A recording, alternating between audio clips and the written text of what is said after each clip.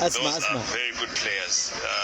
Number 18, he is very young and very agile and is very swift, you know. Salim Al-Dosari. Salam, yes, that is number 18.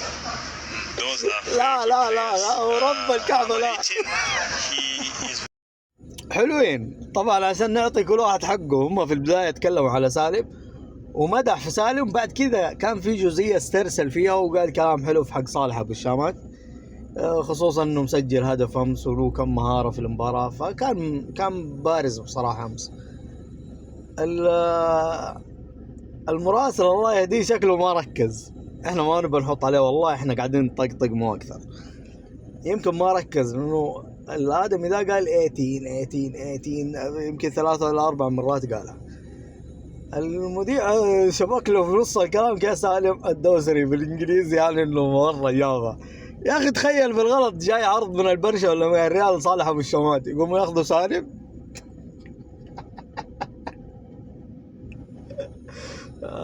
طبعا عشان لا احد يفهم غلط، سالم اسطورة العرب واسطورة اسيا واسطورة اي شيء، الكلام ده منتهي.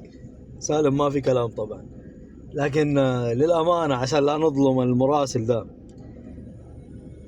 يمكن مع الكلام الحلو اللي سمعه على لعيبتنا يكون غلط، وده وارد ممكن يصير يعني، فلا تكبروا الهرجة مرة.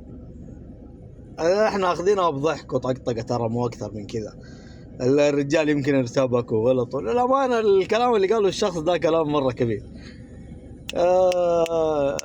بلاش الأوفر، اهدوا مرة اهدوا. اللاعبين للأمانة يستحقوا المدح، بس هو طول في صالح أبو الشمال، يستاهل والله.